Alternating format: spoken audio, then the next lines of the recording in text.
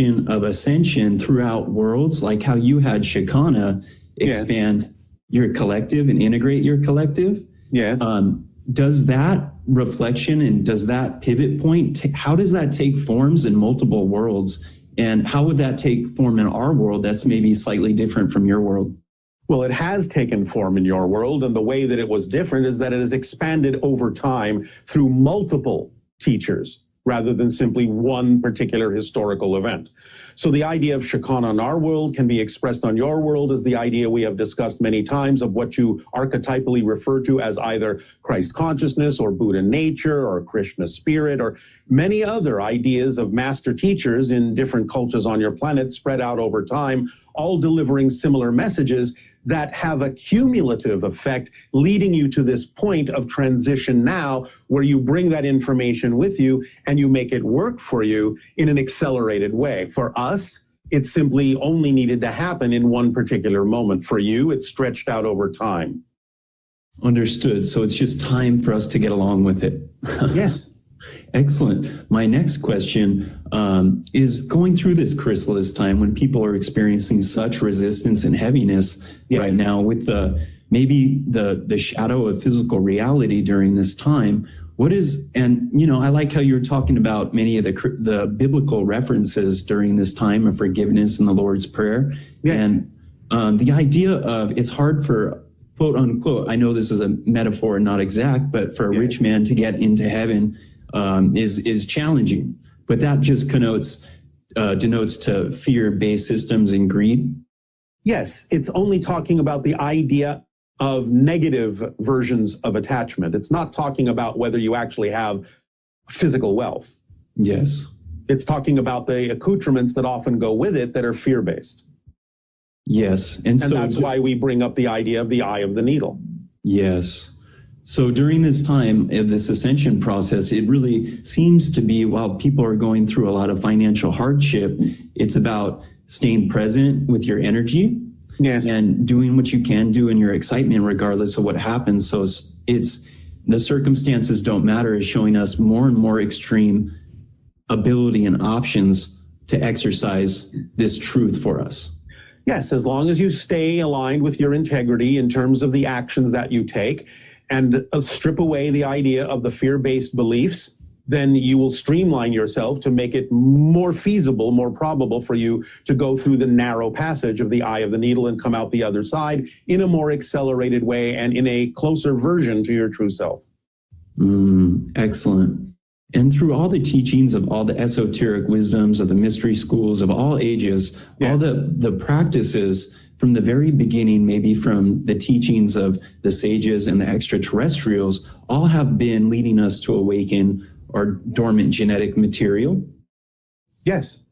Yes. So really it's the time to really be more convicted than ever than spiritual practice and internal cultivation and development and letting go of the external. And in physical application. Yes. Remember that physical action is the language of physical reality. And if you're not actually taking actions that are representative of that spiritual awareness internally, then you're not speaking a language that anyone can hear. Yes. Oftentimes I have a little bit of fear, maybe going back to past sessions where you talk about as the years go on and the energy accelerates, that you don't want to get left behind. So stay in that frequency. So I might have created, I want to be very careful of not jinxing myself or helping others unjinx themselves. But watch the idea of the definition that you're holding on to, because the very thought that you can jinx yourself is part of what we're talking about that might be wise to let go of. And just assume that if you do your best, you'll be fine. Got you. So don't second guess yourself. Stay in a state of conviction of knowing. Yes, the idea of using the phrase being left behind is actually just another way of saying you're making your choices. You're making your decisions as to what you say you prefer to align with. That's all it means. So you will experience the consequences of your choices.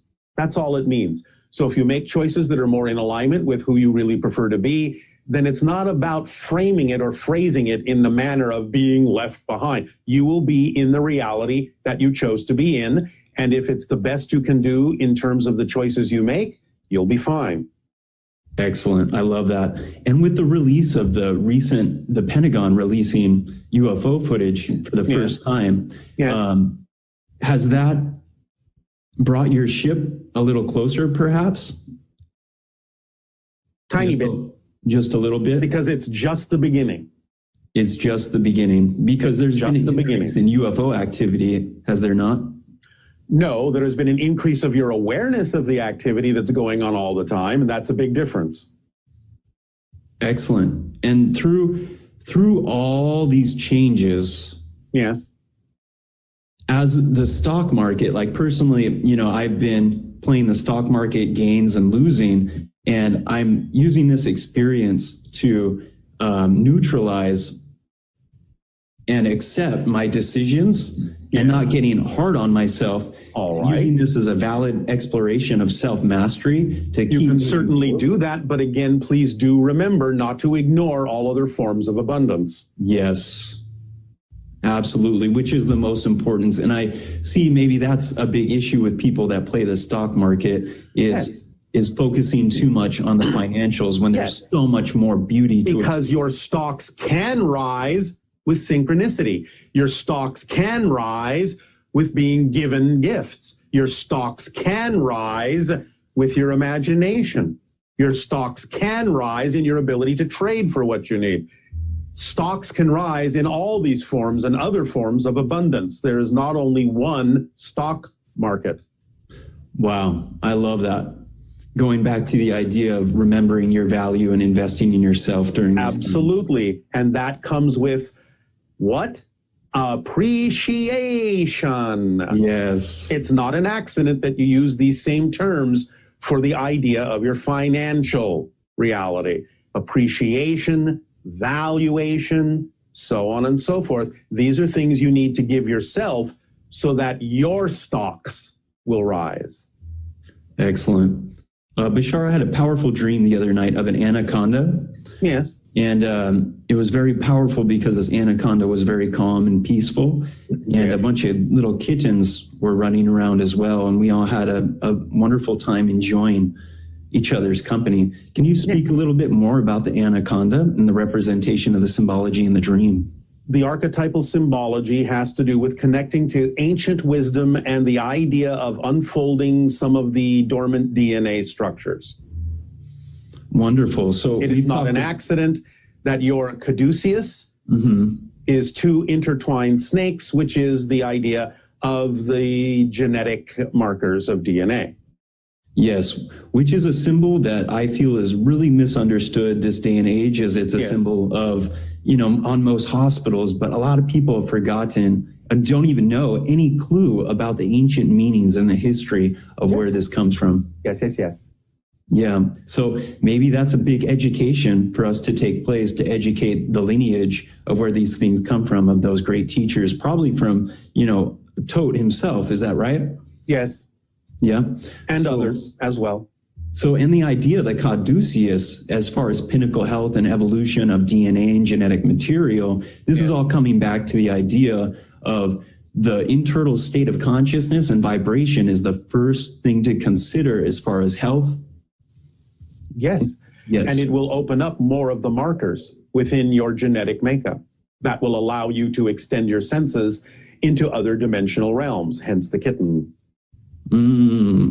Wonderful. Because cats can see into other dimensions.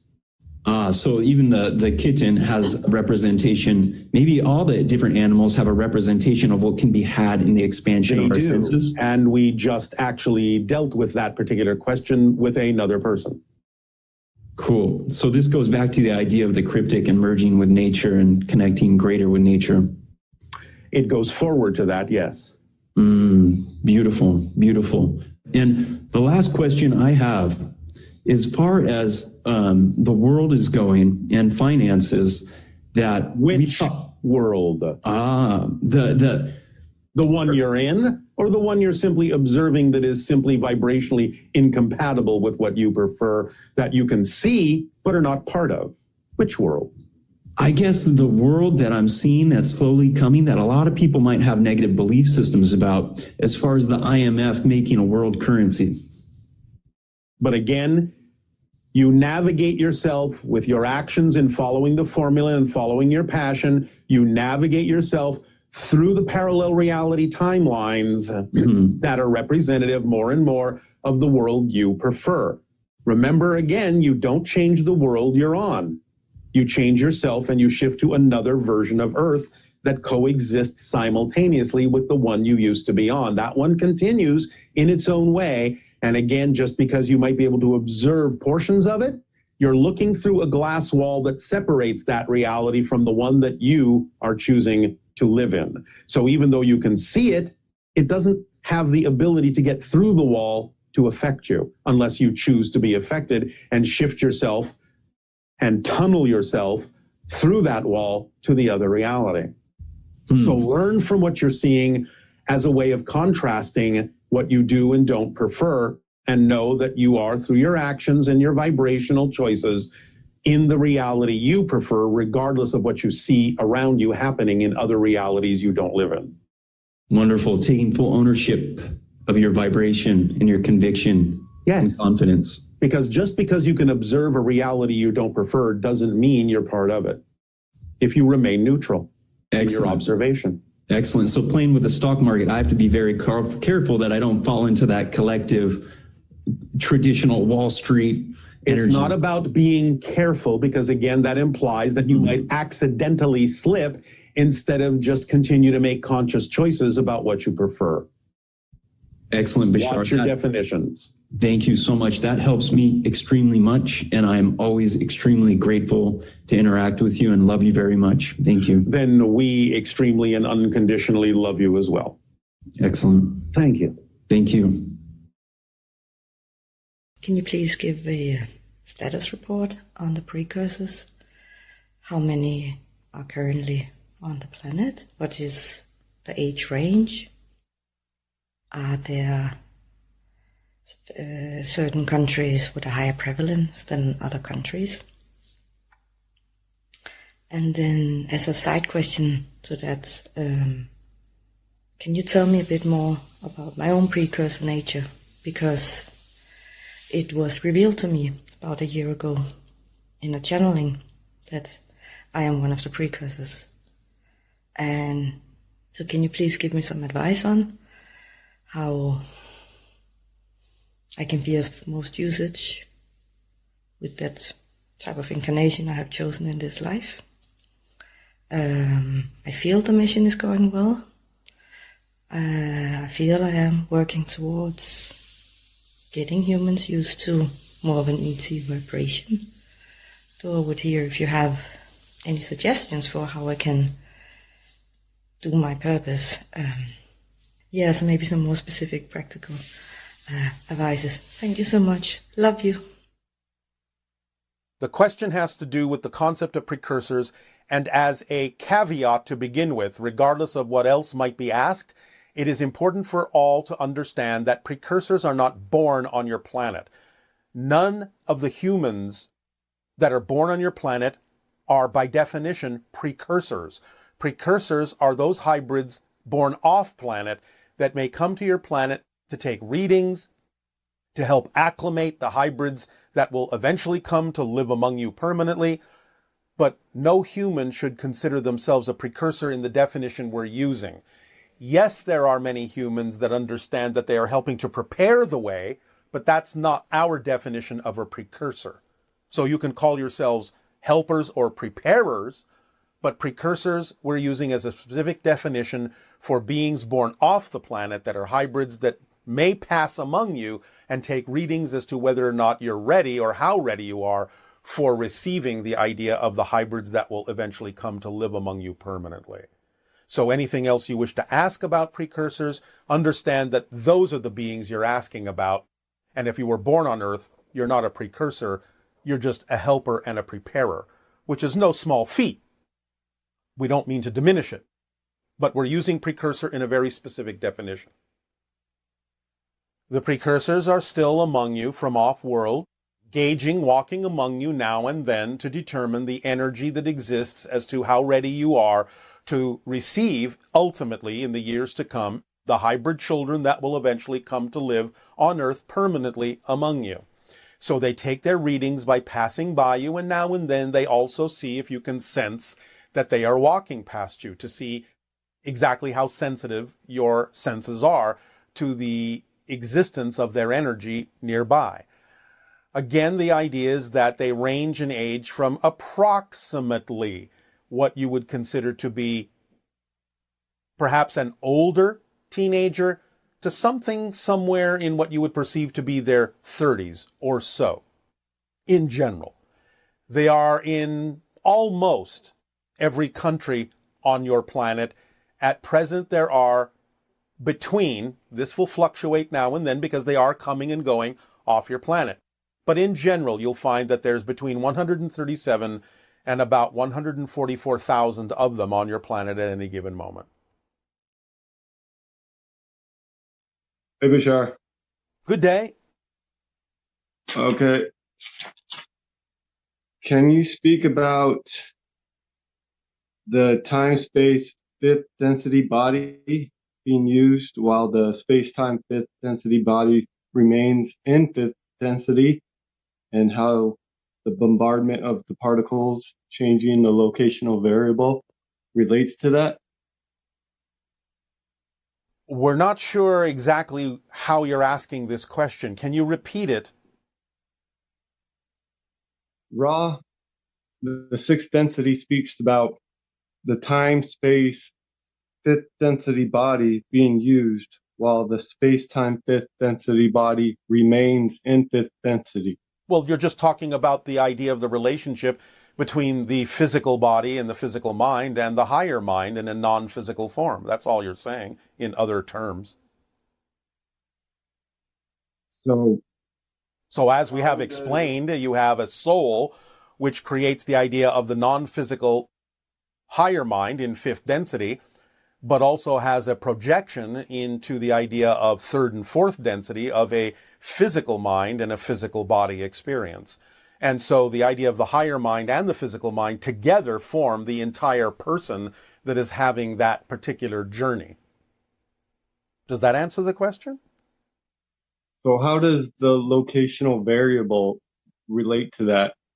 The locational variable relates to that in the same way we've described it, because any kind of a change, any kind of sensation or experience that you recognize or label as movement of any kind actually involves the changing of the locational variable. So even a move like this involves changing the locational variable. You do it automatically, instinctively, and intuitively all the time.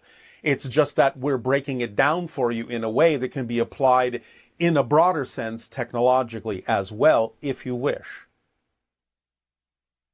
So at what dimension, by injecting yourself into another universe, does this happen?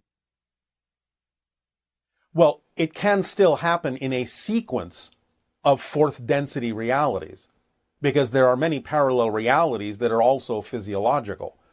Now, you may take advantage of the fact that you're connecting with the higher mind in fifth density to allow you more efficacy in doing this, but you can still skip from frame to frame through a diagrammic, shall we say, idea of fourth density realities, physical realities. Because you're shifting all the time to create the idea anyway of even what appears to be one reality. And we do this by focusing thought? No. You simply do it by making choices, by what you believe to be true. Thought is a secondary idea where you can ruminate on what it is you've chosen, but thought itself is not really the driving mechanism. Belief systems are. What you believe is true is what shifts you. You can use thoughts to help navigate you to some degree, but really it comes down to what you believe to be true. And also, how does one densify or become visible from the non-physical or metaphysical instantaneously? Your question is not organized. How does one... Word for the the afterlife. I'm not sure what word to call that. Well, you can use afterlife. We understand that. You can say spirit realm, whatever you wish, which is non-physical. But the idea is it's a lowering of frequency. It's sort of analogous to the idea of the frequency changes that happen with water. You have steam, which is a higher frequency. You have water, which is a middle frequency. And you have ice, which is a lower frequency. So the idea of the spirit can be sort of likened to the idea of steam. And then you have the idea of the electromagnetic energy, which can kind of be likened to liquid water, and it's a lower frequency than the steam or the spirit realm. And then you have the physical reality experience, which is a lowering of frequency, again, sort of crystallizing your idea of spirit into a more solid appearing form. Does that analogy help? So what they're really doing is they're moving the space around them. Well, space is an illusion. You're kind of being more technical than you need to be in this. What's happening is simply a lowering or changing of frequency. Whatever space needs to be around them will automatically be reflected by the lowering of frequency, because remember, you can only experience what you're the frequency of. So as you change your frequency, that determines what you experience around you. And as you lower it from spirit, you experience things that seem to contain more experiences of space and time, because that's what goes hand in hand with the lower frequency. So it's not like they're deliberately moving space around them or anything. All they have to do is change the frequency, and whatever needs to happen to reflect that change will happen automatically. It's built in. Okay. Yes? Okay. Thank you. Thank you, Bashar. You are welcome. Good day. With you today. It is our honor as well, and our passion and our pleasure. What would you like to discuss? There's a few things I have in mind. I've been following your content for quite some times. And, just to provide a bit of context, in 2010, I started a design agency specialized in building impact solutions. So helping companies define their purpose and then translate that purpose into sustainable and socially impactful business models. All right. It's been quite the learning journey. Yes. And to me, to adopt new practices, you need to create attractive solutions. So I really dedicated myself at building co-creative models to help meet our clients where they were, and then help co-create maybe a better future for everyone. All right. Thank you for your service. Thank you. So it's been a learning journey, but now that 14 years into it, I'm realizing that I've been going a lot against the grain. Trying All to. right. Well, how can you go more with the flow? So How can you go more with the flow? exactly. Use your creativity and imagination. What would you rather be doing, or how would you rather be doing it? If it is representative of your passion, there is always a way to be doing your passion in the most passionate way. So how could you be doing it differently than you're doing it now? I've started to play around with the idea of, instead of trying to change others, to really build the visions myself.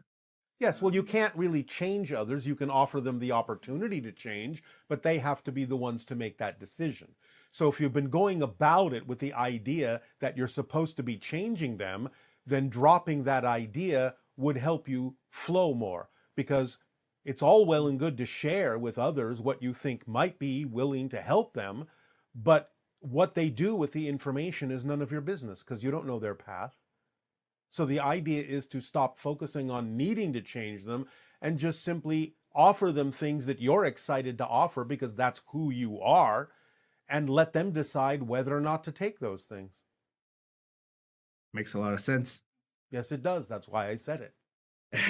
It removes the weight off your shoulders and the burden that many people on your planet create for themselves of needing others to change.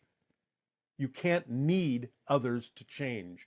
You can only offer them the opportunity to change, but you must leave it up to them to decide whether or not to match that frequency, whether or not to incorporate that change in their own lives. It's not your responsibility to make sure that they do. That's not your job. Your job is to be yourself, to give off the gifts that you have to give, to offer them to others as potential things that may assist them, but you absolutely have to leave it up to them to decide to incorporate them. That's none of your business. Thank you for sharing that. Segueing into responsibility, I've been carrying the weight of responsibility for quite some times. It has guided some of my decisions. Even if I embarked on that impact journey over the years, was because I wanted my kids to have a planet to enjoy in the future. Yes, but you remember, you never change the planet you're on. You change your frequency and you shift to another version of Earth that is already more representative of the frequency change you made within yourself. So teaching them how to change their frequency, how to navigate through all those different versions of parallel reality Earths by following the formula is how they will experience the idea of a version of Earth that is more representative of the joy that they create within themselves and the actions that they take that are representative of that joy. But you can't be responsible for others. You can only be responsible to them, to be yourself and be the living example of how they could also choose to be like you.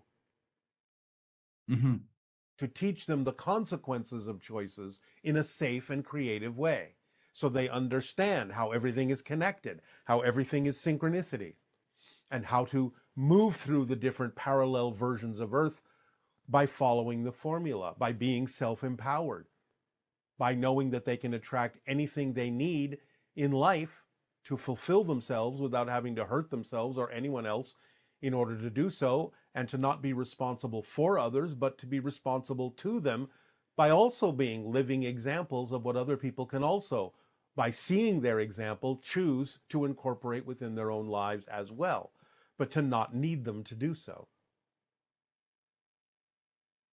Remember, you act on your passion for its own sake, not because of what you think it's going to cause or get you. Otherwise, you're making your passion conditional on what other people do. Thank you for that. That makes a lot of sense. There's All always right. a bit of a discrepancy between my intentions to act on my highest excitement and the short-term conditions I feel I need to go through. Yes, but you see, that's contradictory, as you said, because if you have conditions that are outside conditions, then you're not acting on your passion, because true vibration of passion is not reliant on exterior conditions.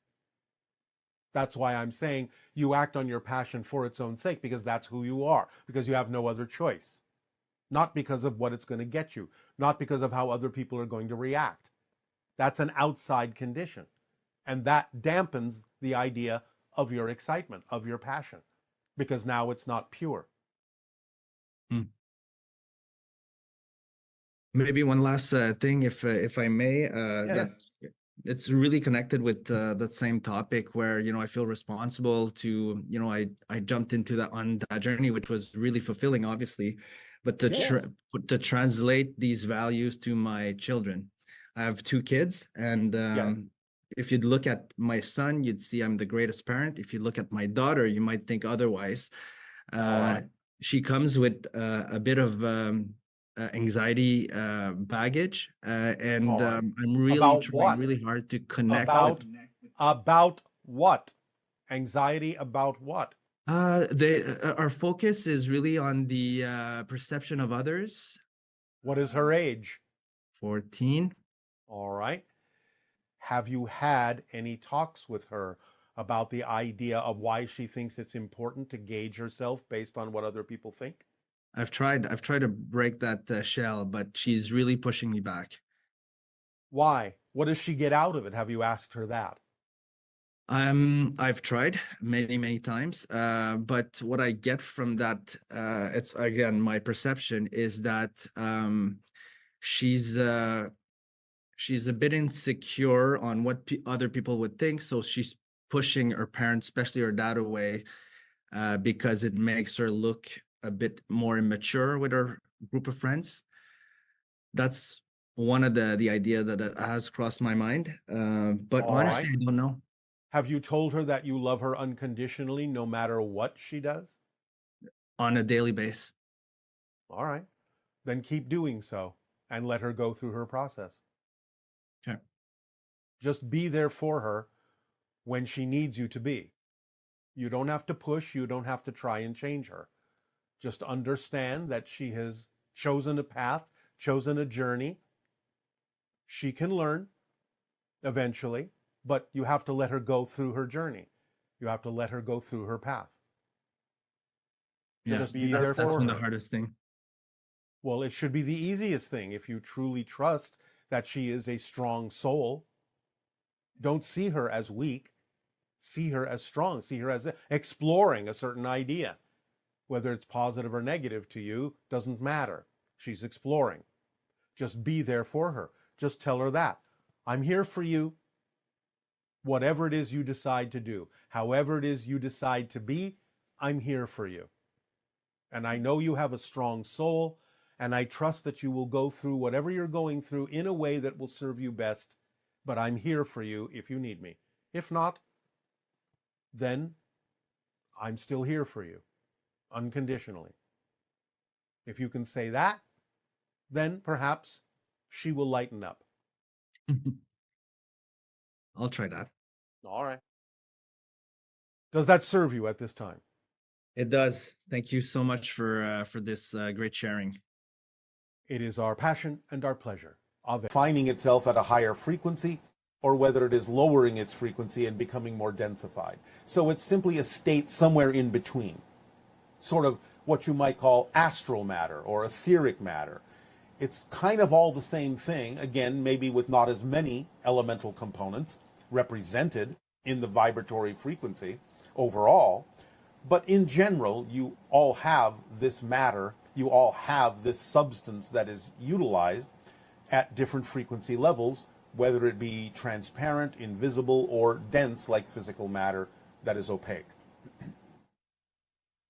Okay, and can pets take on a ghost body after passing? And is this very common? They don't take on a ghost body.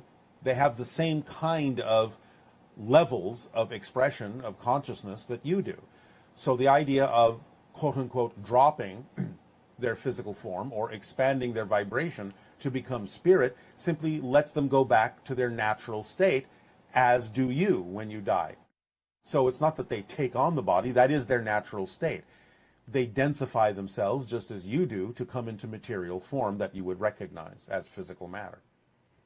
So yes, of course, they have their own spirit forms. And is there a reason why a pet would take on a ghost body or express their ghost body to physical people? Well, there can be many reasons. Again, you are connected to them. They can shift their vibration when necessary to be more represented in your physical material world to at least some degree. So it depends upon the relationship, it depends upon the reasons, it depends upon the circumstances and why it might be necessary for them to do so, or why it is that your senses may be capable, being more refined on a higher frequency, of picking them up, even though they may not necessarily be densifying themselves to any great degree. You might be able to perceive them because you refined your senses by taking them to a higher frequency that's closer to the level in which the pet is existing. Can you think of an example where an animal might become visible like that to an individual after they've passed? That, particularly an owner. Yes, well, let us say that for some reason the owner has synchronistically attracted themselves to a situation that might be somewhat dangerous to them. And therefore the pet may materialize to some degree to act as a warning, to let them know not to proceed or to pay attention to something that's very important for their safety. Okay. I mean, this has to do with death, but it just occurs to me to ask that a hawk appearing on a branch in a tree in your yard when you have a kitten and seeing it's actually on the branch eating another bird. What kind of a representation having to do with death and also the safety of the kitten would you perceive about that? There are far too many interpretations of that particular scenario. It would have a lot to do with the people that are observing it, the situation at hand, and many other factors that are simply too numerous to go into. You would have to take everything into account that's going on in that particular scenario. Interesting. I just wondered if it comes up as a warning, when animals show up like that and show a scenario like that, it also could be a warning, right? Well, that's one possibility, but it's not inevitably so. It could mean many different things. Again, it depends on what those symbols represent to people, so on and so forth. So there are just too many interpretations and too many personal issues that may be involved in that kind of a scenario to give an overall generalization.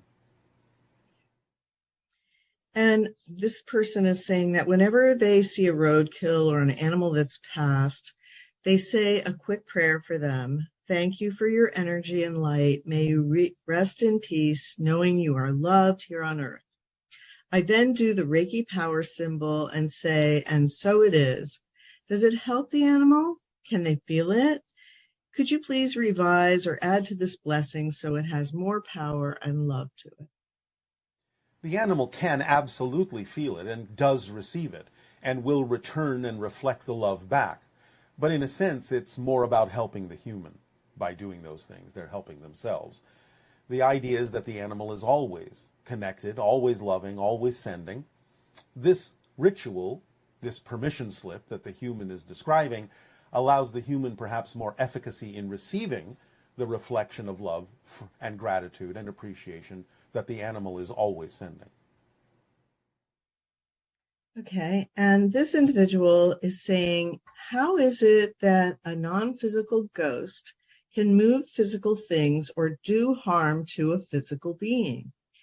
My ex-wife grew up in a haunted two-story home in Placer County and had several creepy experiences.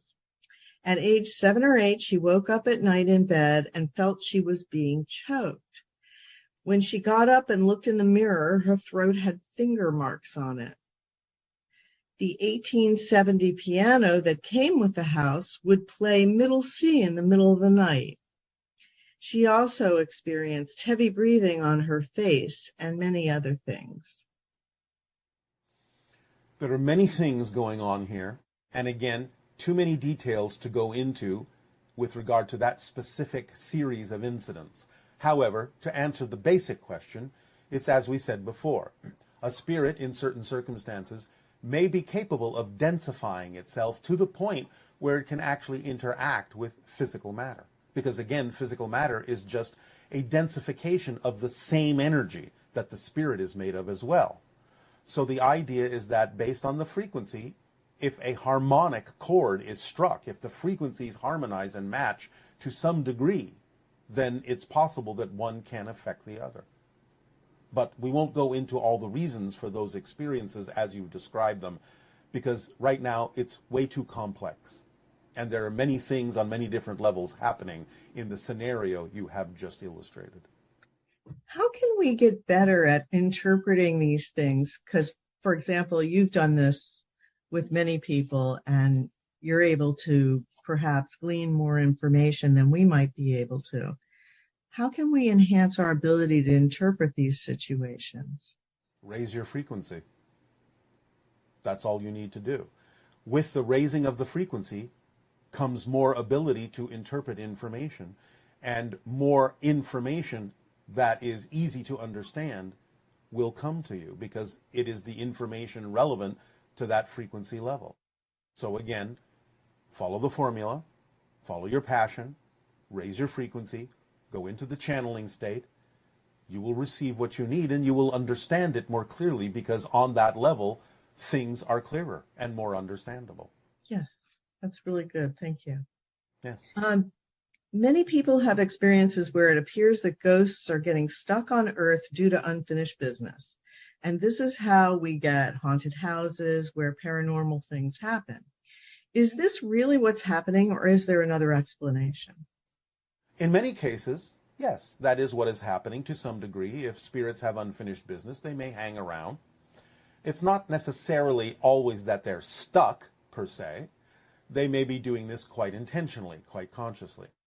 But yes, there are those few that may be confused about their status, where they are, who they are now, the fact that they're even dead. But again, the idea is that many of them may simply have business to attend to and may need to adjust their frequency to be able to do that. So yes, in some sense. But again, remember, as we have explained, there are many different kinds of things that can be happening that may appear to be a living ghost, so to speak, while some things may simply be repeating loops of incidents that have been impressed into the space-time fabric, and that may not actually be a live event. You may even be seeing into parallel realities that may appear diaphanous and transparent to you, but to themselves may be a solid reality, just like you perceive your reality to be. And they may, from time to time, be perceiving your reality as if you are a spirit or a ghost, when in fact they're just peering through, vibrationally, into your reality, but not so fully as to see you as a solid being. So again, as we have explained, there are many different ways in which you can perceive things that may appear to be a living ghost, but don't necessarily have to be. Okay, now you may already have answered this, but what determines whether a ghost appears as an orb or as a partial or full apparition? Well, again, the intention of the moment, why they may need to project something that might be familiar to the person they may be interacting with or perceiving. But in a relaxed state, a spirit is usually perceived as an orb. So it depends on the level at which it is necessary for them to project something else that would give them a different appearance than that. Did you once say that ghosts are people too? Yes, and we were quoting the idea of something that has been said by a person that is very familiar with assisting spirits to cross over to the other side more fully. This person is saying, as a child, I would have experiences of seeing ghosts when I would try to sleep. One presented herself to me as an older lady that would tell me that I would go into the dark. Another would present itself as a leprechaun who started out as friendly and then went scary. As an adult, and I am working towards connecting with such beings, such as yourself or other benevolent beings, if I get an inkling of an entity near me, fear kicks in. Can you explain my experience and help remove the fear? Well, again, remember, nothing can harm you. You have to agree to match the frequency in order to feel or experience the idea of harm within your own reality. Now, it's true that many unconscious belief systems that you may be unaware of may take you to such frequencies where you may manifest on yourself any particular negative intention that may be being directed towards you by a spirit that may itself be caught up in its own, shall we say, negative emotional states, if it is not fully transitioned. But the idea is that it cannot harm you directly. So there is really nothing to fear, and it is fear itself that brings you to the level where you may inflict the harm on yourself that might be reflective of the intention of a negative spirit. So know that going in, if you simply maintain your own sense of self and your frequency of preference, then you can simply observe and sense that some other entity may be around without the idea that you will come to harm, and therefore no fear is necessary. On the other hand, it may be that the spirit is awakening a negative belief system within you, even though it intends you no harm at all, by its very presence, in much the same way that we say, we do not interact with you directly because our higher vibration may cause certain things within your unconscious mind to come forward into your conscious mind that you're not ready to face, negative and fear-based beliefs. Therefore, it may simply be the interaction with a higher frequency that is causing certain negative and fear-based beliefs to emerge into your physical consciousness before you are truly ready to absorb or handle them. Now, this is a personal story that this person is asking. They're saying that her ex-husband and she were very close before he died. Years before he died, I had my wedding ring redesigned into a new ring. I cried for months after he died, and one night I declared that I wanted to stop grieving him. The next day I noticed that my ring was not on my finger. I was upset and searched everywhere. It seems to have disappeared into thin air. Is it possible that he came and took it to help disconnect our energy and help me move on? Is it just in another dimension, and can I get it back? Well, the simple answer is yes. In other words, the Spirit is assisting you to understand that you do need to move on with your life, and that even though you will always be connected, you don't necessarily need the symbol, which is acting in a sense as an anchor to hold you back from experiencing more joy and happiness in your life and moving forward. So yes, it is in a sense something that was done by that Spirit, and in a sense allowed you to shift to another dimension where you recognize that you are free to move forward and not held back by the societal impression of being married to someone who was no longer physically alive. Okay, thank you. This is an individual who says that I was very rude and dismissive the last time I had an interaction with what I believed to be a ghost. I was in a rush to leave the house and told her to sod off. She came after me and pushed me. I have not experienced any interaction with other ghosts since. Is there a way to apologize to her? Is my rude and dismissive behavior the reason why I'm no longer being interacted with? Well, look at it as if that person was physical. Of course, your behavior may be the reason that this Spirit is no longer willing to interact with you. But to answer your other question, yes, of course you can apologize. Send it out sincerely. The Spirit will receive it and may choose to interact with you again when the time is appropriate. So treat it like it's a living person. Would ghosts be as sensitive as human beings are to things like rudeness or not realizing, what you've said or done that would affect that being? It depends on the level in which they're existing at that moment. If they're of a lower vibration, they may act much like a person would. But again, it may also be a lesson to be learned that this is the kind of reaction you will get from anyone if your behavior stays the same, whether you're interacting with a spirit or living human. So it may have been a lesson to be learned. So by all means, apologize and go forward. Now, the idea can also be simply, one moment.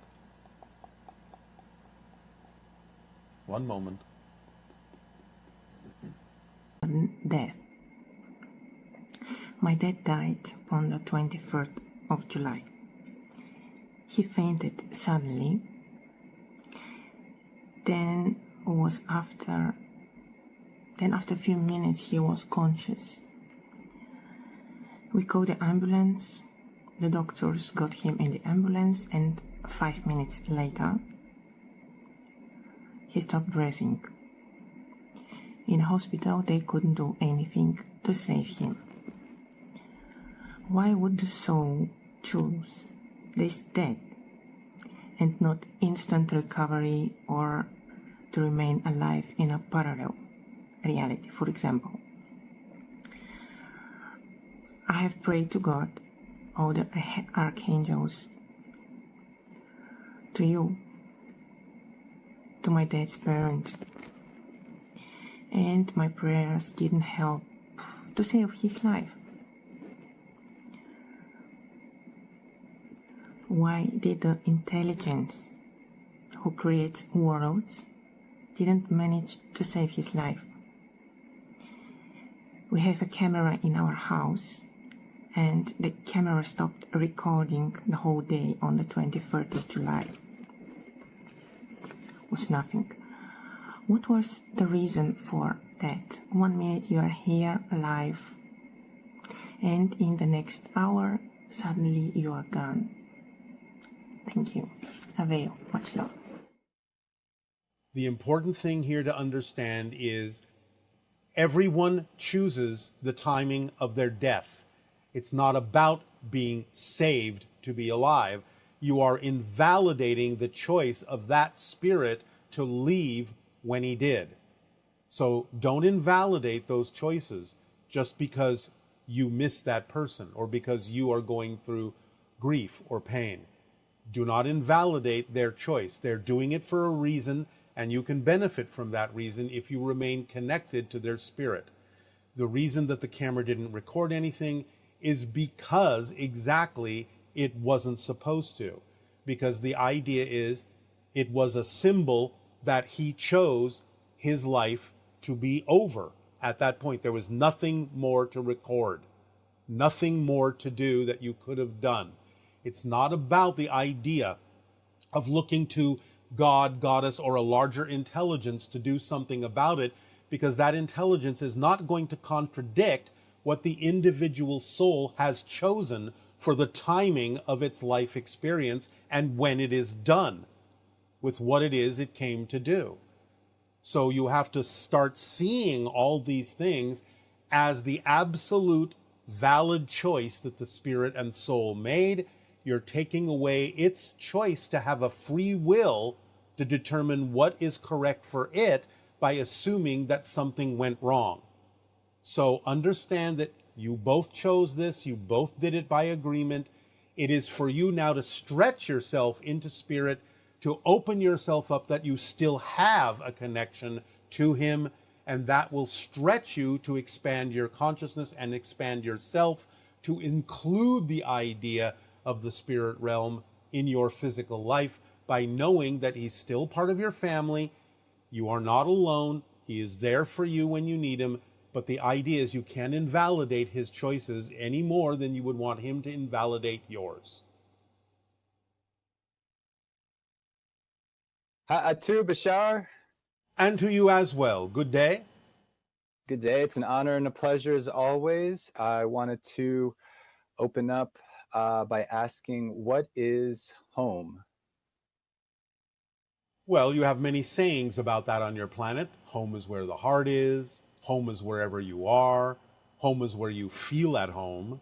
So home, practically speaking, physically speaking, is the entire earth for humanity. That is your home. But real home is spirit. That's your home. That's where you are right now. That's where you never leave. So the spirit realm is your natural state, and your natural state is your true home. Thank you. You said a few transmissions ago that homelessness is a relatively rare concept throughout the galaxy. Why do we have homelessness in our current society, and what are some permission slips we can do to help address the root cause if one is in it? There are many different causes of the idea of someone being without a physical home on your planet. You almost have to take it, even though there is some generality to it, on a case-by-case basis, because each individual has their own reason for not having what they would perceive to be a functional shelter. Now, not everyone needs a physical shelter if the environment itself is conducive to them thriving without an actual physical shelter. But in general, you will find that a lot of it has to do with fear of control, a lot of lack of self-worth, a lot of different issues. There are some generalities, but you still have to go from person to person to find out what issue they are actually basing their experience of homelessness on, because it can be many different things that have to do with belief systems about their relationship to humanity, belief systems about their relationship to connection and connectivity, belief systems about whether they are being controlled by living in a structured environment, all sorts of belief systems. You would have to ask each person individually what they are basing their situation on. Okay. I think if I remember in the book, you said there's about 300,000 Ascension beings. Is that true? Or how many? Yes, roughly on average, we maintain our population around that number generally. And what % of them have had Earth incarnations? About 15%. Have any of them been people in our history that we may recognize, and may you share a few? All right. Now, first of all, do you remember that all beings exist at the same time, and what you're calling reincarnation is an effect that you perceive from physical space-time reality and is not actually a description of the mechanism. No one has ever been anyone else. No one will ever be anyone else other than who they are right now, because everyone exists at the same time.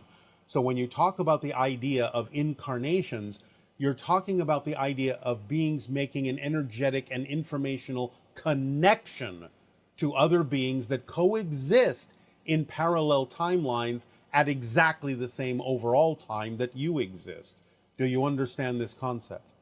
Yes. So no one has ever been anyone else.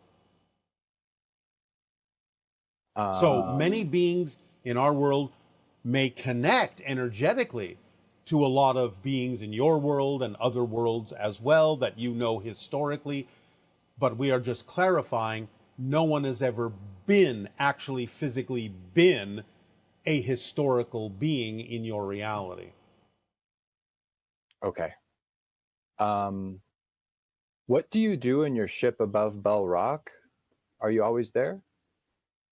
In a manner of speaking, you would perceive that I am always there, but time for me is not what it is for you. I can experience the coming and going, while you may experience my constant being. So there are many things that I do. Aside from the idea of communicating with other civilizations as a first contact specialist, I can go, literally, physically, to other planets on a different frequency, on a different timeline, and yet never appear to have left the area above Bell Rock from your perception. That's pretty rad. Okay, next question is, why do cats have eyes sort of similar to reptiles, but all their big cat counterparts, like the cheetah, do not? There is a connection in the eyes to the idea of humanity. For those that have the round pupils, there is a connection to other dimensions and other realities for those that have slits. So kind of like goats do too. But they have different kinds of slits. And that represents something different yet again. What does it represent? I've worked with a lot of goats. I'm just curious. It represents the idea of seeing different slices of reality that that have to do with the idea of communal animals, herd mentalities. It helps, shall we say, navigate the frequency of herd mentalities, of communal animals. Got it. How can one travel in and out of the template level reality? Well, you do it all the time when you are out of body, when you are dreaming. Now, in the waking state, that is something that some people may be doing a little bit more consciously. Yes, to some degree, and it has to do with being malleable and flexible with regard to your definitions of space and time. And this is, again, one of the reasons why we give you all the formula, so that as you raise your frequency by acting on your passion, not abandoning logic or anything like that, or analytical thinking, of course, but as you raise your frequency, you become capable of seeing through the projection of consciousness that physical reality is, and can start to see the underlying structure that you have created in your consciousness that represents your chosen experiences of physical reality, and that is the template. And you can manipulate it to a certain degree in terms of those experiences, but not to any great degree that will remove you from the path you have chosen to experience in this life in general. Is that kind of like the samadhi state? It is about becoming lucid in the physical dream. Okay. Why is letting go of the ego, even to the extent of aiming to let it let go of it completely part of some spiritual traditions? That is a slight misunderstanding. It is not the idea of the ego vanishing. It is the idea of the negative ego not being allowed to express itself in that way.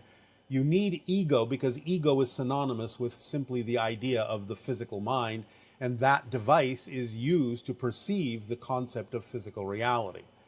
So it's just that when you are in a flow, when you are matching the frequency of you creating your physical reality experience, it feels absolutely effortless, feels like your ego structure, your physical mind, is not doing anything at all.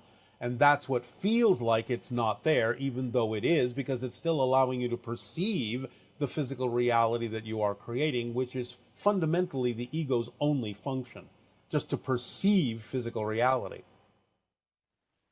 Got it. How much and to what degree will our governments be involved with the idea of open contact?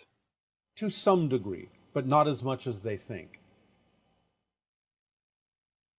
Got it. How can one self-check the degree of relevance that a certain outcome or life trajectory pertains to oneself? By always using the fourth principle of the formula of staying in a positive state and remembering that it doesn't matter what happens, it only matters what you do with what happens that makes the difference on your path. So by staying in that state, no matter what manifests, you will always be able to gain a benefit that will give you the lesson you need to learn, that you chose to learn in this life, to face the challenges that you chose to face. Thank you. That one took me a few years to really understand, but that is perfectly fine. What is the ETA of free energy devices on our current timeline? Possibly somewhere within the next 10 to 20 of your years at the most. Okay, and my last question, what is the long-term goal of the social experiment we are in the middle of? It's not so much the idea of a goal as it is an opportunity to gauge how ready you decide you all are to have open contact with other species.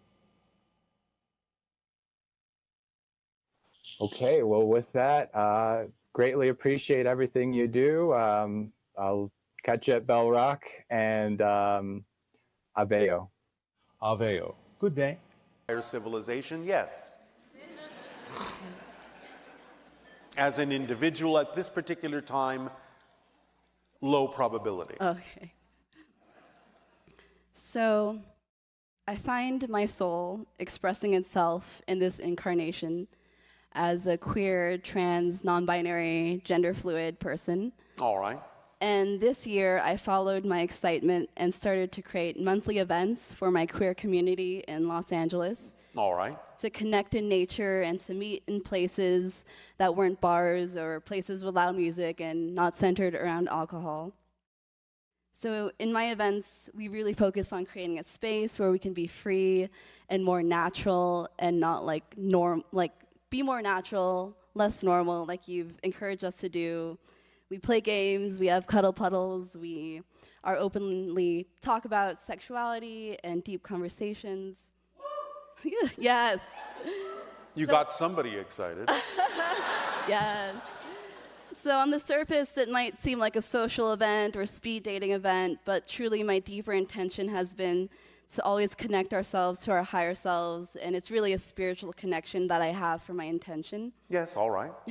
So I call this passion Venus in Aquarius, and in my own birth chart, I'm Venus in Aquarius, and I'm curious to hear from you what the energy of Venus in Aquarius is. Love pouring out. Beautiful. Thank you. You are welcome. So I'm holding a spherical rose quartz that I bring to my events. All right. One to represent and honor Venus and radiate love energy, and to also intentionally invite any beings to peer through.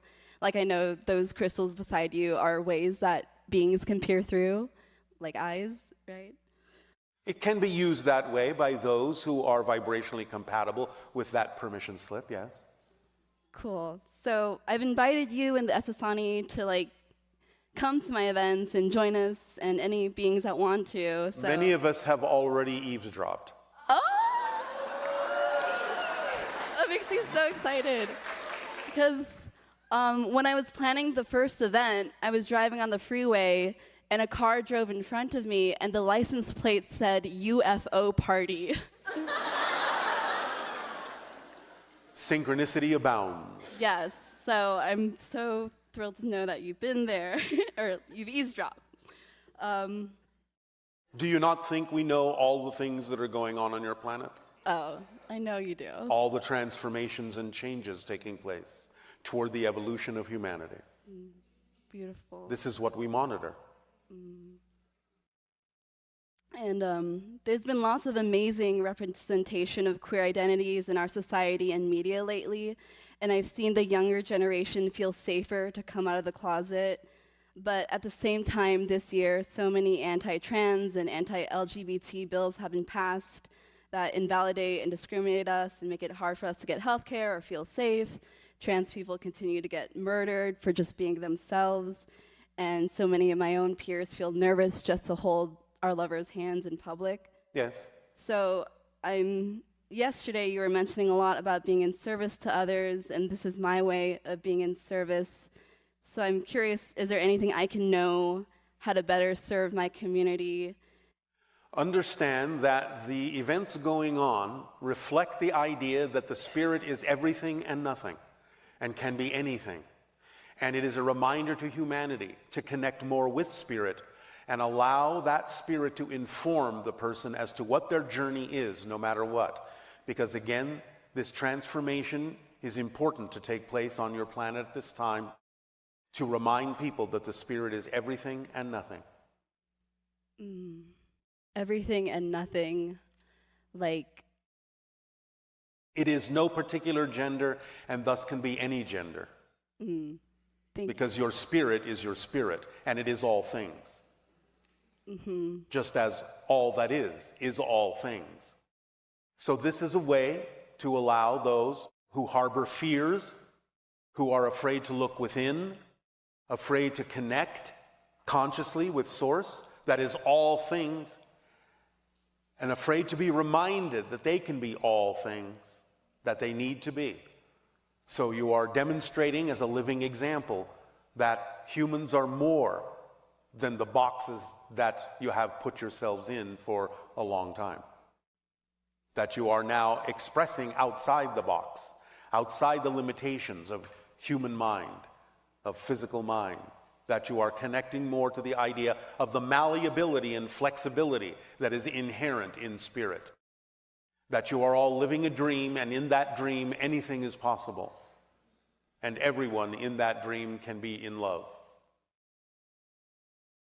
Thank you so much. Well, I had nothing to do with it. That's just the way it is. I feel it when I'm with my community. I feel like we're on this spiritual wavelength of just being so transcendent. And all right. Yes. And transformation. Transformation, yes. So my whole life has changed since I've started to do these events and take these big risks. And recently I got... taking what? Taking... Risks? Making a big choice. Thank you. Because being yourself is the least risky thing you can do. Trying to be something you're not is taking a risk. Thank you. That's beautiful.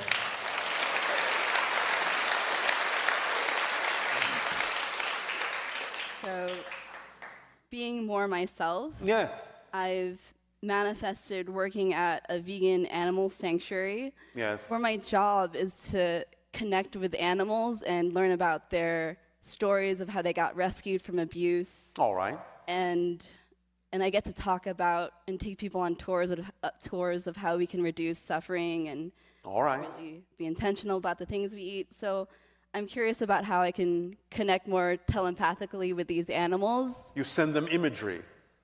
Remember, they think in pictures. Okay. Not in words. Okay. So you send them the image of the scenario that you propose. They will follow. They will understand. Okay. All right? All right. Will that do? Yes. Thank you very much. Thank you, Bashar.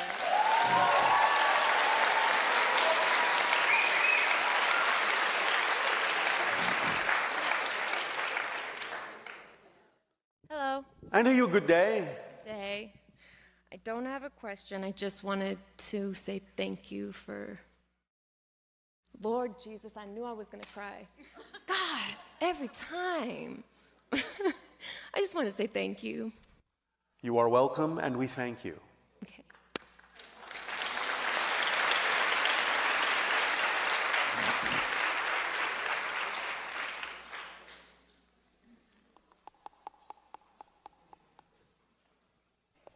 Hello, And are you a good day? Kevin from Germany. And I'm Bernard, his translator and also the collector of the questions. So, since we are in Sedona, about the vortex in Sedona, above Bell Rock, where is it the strongest point, or how big is the vortex in total? Bell Rock is the center and the strongest point. So this is the center, and the round spots on it are the main energy points, or it doesn't matter? The vortex encompasses the entire area. Okay. If you are anywhere near Sedona, you are in the vortex, but the center is Bell Rock. Okay, so the area is whole Sedona of the vortex. Repeat? The whole Sedona city area is the vortex, and this is the Is center. in the vortex, yes. It extends way beyond the city limits. Good to hear, right? And on this point, I also visited Bosnia and the Bosnian pyramids. What is the vortex there, and is it also connected? The Bosnian pyramid is a little bit different. It is a vortex that connects to parallel realities very strongly. And there are beings, people like yourselves in alternate versions of Earth that have their own version of that pyramid in their reality too. Many of them are a little bit more advanced than your culture is at this point, and some of them actually are investigating the tunnels in the Bosnian pyramid and observing that beings such as yourselves from your reality and other realities are also investigating it. They're not revealing themselves yet, but they can sense all of you. They have the technology to do that, and one day an encounter will take place within the tunnels in that Bosnian pyramid between different parallel realities.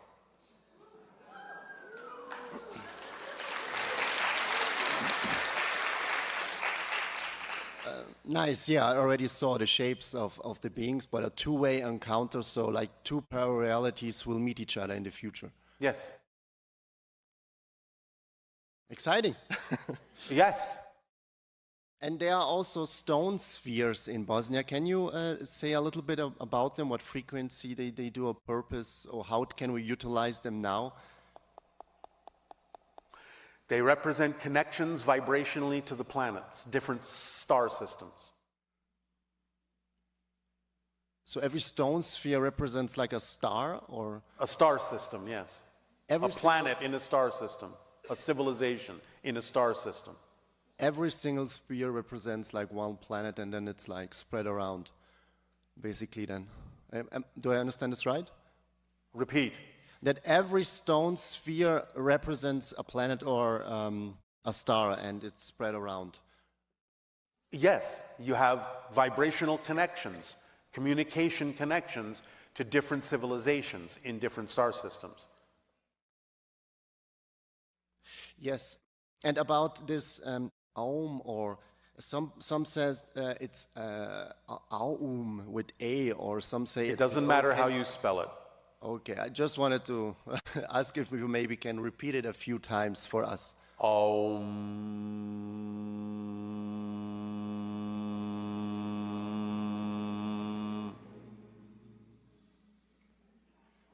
Sufficient?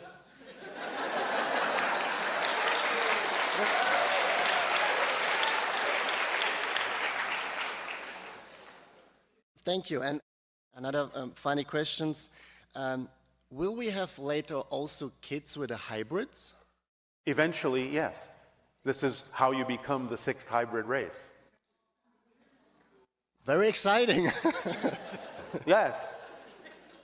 All 6 hybrid races in 1,000 years of your time will then begin to merge to become the Anuhet, the 7th hybrid race.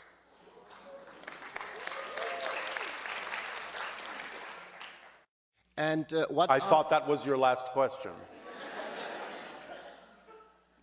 So is it or not? You tell us. Are there any